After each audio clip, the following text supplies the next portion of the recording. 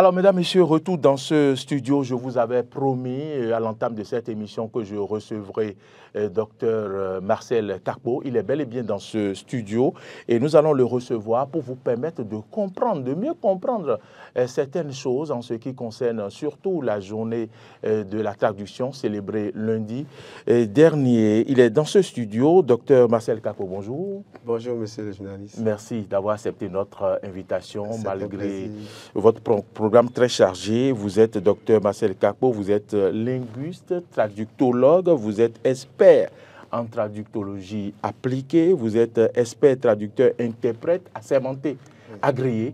Merci d'avoir accepté notre invitation. Dites-nous, c'est quoi un traductologue et comment on le devient en quelques minutes? Un traductologue, d'abord merci de m'avoir accordé cette opportunité. Je salue les téléspectateurs. Un traductologue, c'est un spécialiste de la science de la tradition. Et pour le devenir, il faut avoir un parcours doctoral en la matière, cumulé, qui s'ajoute à l'expérience qu'il faut acquérir pour pouvoir bien scientifiser les aléas du domaine et en être utile pour ceux qui embrassent ce domaine. Un traductologue, c'est quelqu'un qui forme, pour ainsi dire. Et c'est une filière qui a beaucoup évolué, qui s'étend à tous les domaines. Nous en avons deux branches, la traductologie théorique et la traductologie appliquée. Et la traductologie théorique vise à développer des modèles théoriques pour comprendre le processus de traduction et les différents types de transferts linguistiques. Quant à la traductologie appliquée, elle vise la formation continue des traducteurs, l'évaluation des traducteurs, des traditions et puis la production de critiques de traditions pour en améliorer la qualité. S'il faut citer Holmes. Et donc, en un mot, la traductologie, c'est la science même qui s'occupe de l'étude de la tradition sous toutes ses formes, verbales comme écrites. Voilà. L'étude de la traduction verbale comme écrite. Oui. L'on a célébré lundi dernier la journée mondiale de la traduction et puis nous voudrions vous demander ce que représente alors cette journée pour vous, traductologue ou traducteur. Oui, c'est une grande journée d'abord pour le monde entier, en premier pour l'Église, parce que c'est la journée où l'Église a fêté 1595e fois Saint Jérôme, le traducteur de la Bible. Et ça va devenir plus tard la fête de la Fédération internationale des traducteurs, la FIT, et qui va fêter ça pour la 71e fois le lundi dernier. Et l'ONU a pris un arrêté également en la matière pour reconnaître aux traducteurs ce qu'ils font, leurs activités au cœur de l'évolution ou la stabilité du monde. L'ONU en a fêté la 7e fois le lundi dernier, donc c'est une journée vraiment importante dans nos nations. Et venons-en au thème. Et quelle différence aujourd'hui fait entre un traductologue et un traducteur? Est-ce la même chose? Non, ce n'est pas la même chose. D'abord, pour devenir traductologue, comme j'avais dit, il faut être traducteur. Puisque il faut être traducteur. Il faut être traducteur.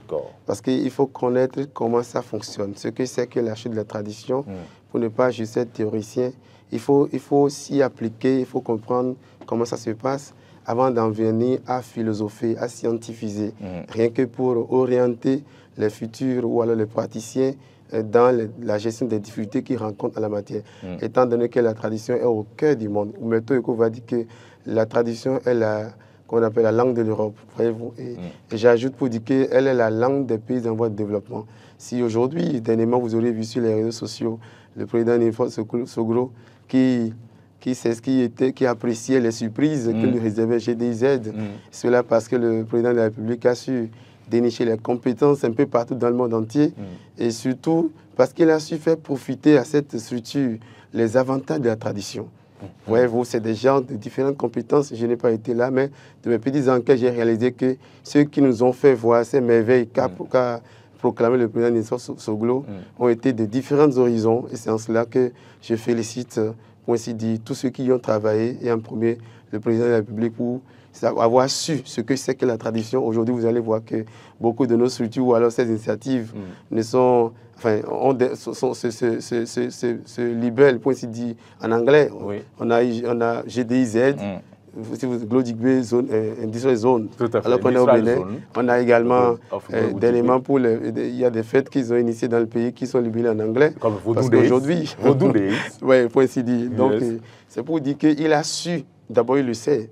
De par son rang, il a su que si on s'accroche, on développe la tradition, ou alors on donne priorité à la tradition, on pourra y trouver beaucoup de merveilles. Et je suis très content de voir le président Soglo dit Talon nous casse beaucoup de choses. Oui, il nous cache beaucoup de choses. Voilà. Heureusement qu'il est sorti pour découvrir ces choses-là. Oui, oui. Et donc, je comprends bien, si je comprends bien, pour être traductologue, il faut passer par il faut être d'abord traducteur, et aller devenir traductologue.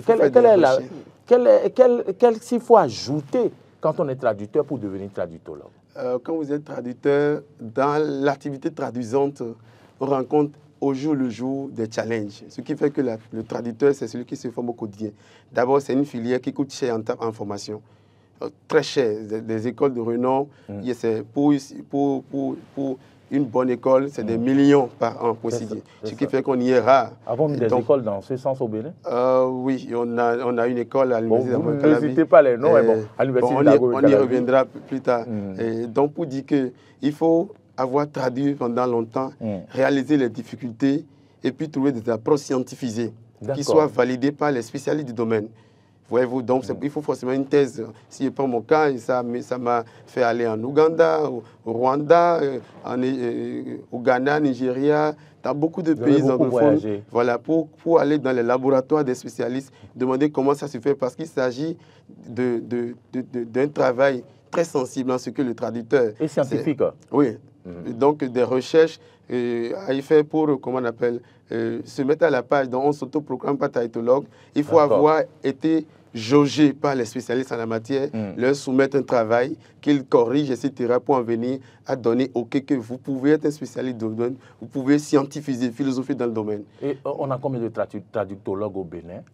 Pour le moment, je n'ai pas fait l'enquête avant de venir, mais j'en parle avec éloquence. Je vais faire cette recherche et vous revenir prochainement sur ceux qui se sont spécialisés dans le domaine. Et parce qu'il faut que je m'assure que je les ai, que j'ai leur OK, que je peux parler. Et les traducteurs, est-ce qu'ils sont nombreux? Les traducteurs, oui, ça ne coupe pas des rues, mais vous savez, la chose de la tradition n'est pas connue au Bénin. Et quand quelqu'un s'y exerce, il y a d'abord la première difficulté qui est celle du paiement, la rémunération. Ce qui fait que quand les gens se spécialisent, ils préfèrent aller occuper des postes à l'extérieur que de rester. Parce qu'aujourd'hui, moi, j'ai fait des travaux depuis... Autrement dit, ça ne paie pas bien au Bénin. Ça ne paie pas. J'ai fait des travaux depuis 2018 qui ne sont pas payés jusqu'à ce jour. Mais j'y tiens parce que c'est ma carrière, je n'ai pas autre chose.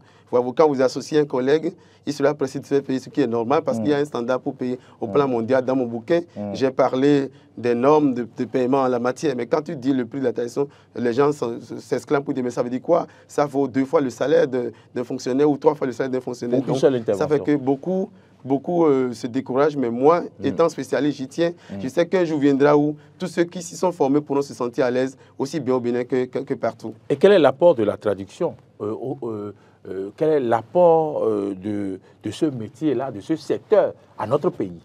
La traduction, comme je vous ai dit tantôt, c'est la langue des pays en voie de développement. La traduction fait profiter aux États en voie de développement les avantages actuels de l'évolution au plan mondial, pour ainsi dire. Et donc, si la traduction est développée d'abord au niveau sanitaire, ça va, je vous ai dit, les matins, je suis appelé par des gens qui demandent très tôt, certains matins, ils m'appellent pour dire, docteur Kakpo, je viens d'avoir un syndicat médical écœurant, tu me fais la traduction rapide, je dois envoyer au Ghana, je dois envoyer en Afrique du Sud, je dois envoyer aux États-Unis. Et donc, si la tradition est développée de main de maître et qu'il y a des permanents dans ces horizons, ça pourra aider les médecins. Comme j'ai dit dans l'un de mes écrits, j'ai été aussi là, j'ai fait les enquêtes, j'ai appelé beaucoup de personnes pour savoir comment vous gérez les anglophones qui sont sur le territoire, qui ont des soucis sanitaires, comment vous gérez les évacuations. Mais ils disent on se débrouille. Et voyez, aujourd'hui, je salue tout l'effort que fait le gouvernement actuel au niveau sanitaire, mais il reste à développer cet aspect pour qu'on puisse s'assurer que le tableau est fini. Au niveau juridique... je ne vous coupe pas, puisque le temps va très vite. À vous entendre, vous avez parlé de bouquins.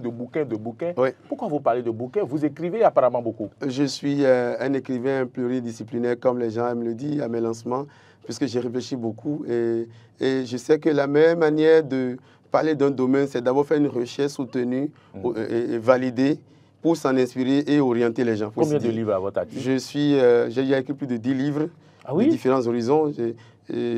Au niveau professionnel, j'ai écrit plusieurs d'ailleurs. J'ai beaucoup de livres, pour ainsi dire. Parce que j'ai écrit dans beaucoup de domaines. Le dernier, c'est quoi? L'avant-dernier était Legal English through ASS. Le dernier, c'est l'univers de la tradition certifiée au Bénin. C'est paru où? Et ça va apparaître. J'ai fait le pré-lancement. Ce n'est même pas encore paru. Non, j'ai fait le pré-lancement de ça devant les avocats et magistrats le lundi passé dans la salle CEDIGE à la Cour d'appel pour avoir leur OK et leurs recommandations parce qu'ils sont les autorités, les gardiens de la chose juridique. Et donc, c'est après ça que le lundi prochain, plaise à Dieu, je vais me retrouver avec ceux qui m'aiment, ceux qui veulent soutenir la chute de la tradition au Bénin. Et pour faire le lancement, j'en appelle à tout le monde, à tous ceux qui aiment l'excellence, tous ceux qui veulent encourager leur jeune frère que je suis à être à mes côtés pour que la chute de la tradition profite à tout le monde, tant au niveau juridique que médical et les autres domaines également. Je vous invite aussi à passer à notre service commercial pour que nous puissions vous accompagner, docteur Kakpo, et que les bonnes volontés vous assistent pour que ça soit une réalité.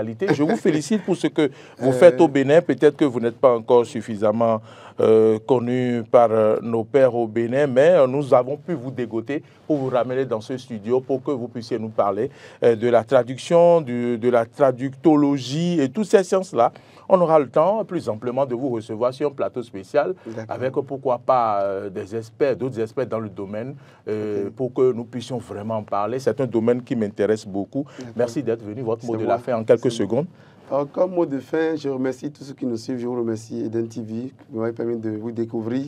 Et je promets vous suivre prochainement. Et j'invite tous mes frères et sœurs à être à mes côtés pour que le Bénin puisse servir de modèle en matière de la chose de la tradition certifiée. Je crois bien que lorsque nous avons des interprètes qualifiés à tous les niveaux, dans tous les secteurs, ça encouragera beaucoup plus les gens à venir vers le Bénin parce qu'ils comprendront que dans tous les domaines sont vraiment travaillés de maître à l'avantage de chacun de tous. Merci à vous de votre attention. Merci, docteur Marcel Kakpo, d'être venu dans ce studio. Je rappelle que vous êtes traductologue, vous êtes linguiste, vous êtes expert en traductologie appliquée, expert, traducteur, interprète, assermenté, agréé, consultant en la matière. Merci d'être venu. Nous aurons l'occasion de vous découvrir davantage, de tirer tout ce qu'il faut pour vous, tout ce qu'il faut tirer en vous pour le bien-être de nos téléspectateurs. Madame, Monsieur, c'est sûr donc cet invité spécial que nous clôturons cette émission. Merci à toute l'équipe qui a travaillé dans l'ombre. Docteur Boris Marcel Adanho, qui véritablement a mouillé le maillot aujourd'hui. Je remercie également les jeunes compétents autour de lui, Gérard et Emmanuel. Je voudrais remercier également Martin Toynse qui est à la diffusion modeste, on dit, sur les plateformes afin de nous recueillir donc les avis et tous ceux qui suivent l'information. Le vendredi prochain, j'allais dire, nous allons revenir sur le thème prévu, actu décalé aujourd'hui, les métiers en voie de disparition au Bénin, quel impact sur donc votre quotidien. Merci à toutes et à tous de nous avoir suivis. Bonne journée. L'information, c'est à 13h avec Carole Olaï, 19h. Retrouvez Grâce à Valibé. Bonne suite de nos programmes et bonne journée à toutes et à tous.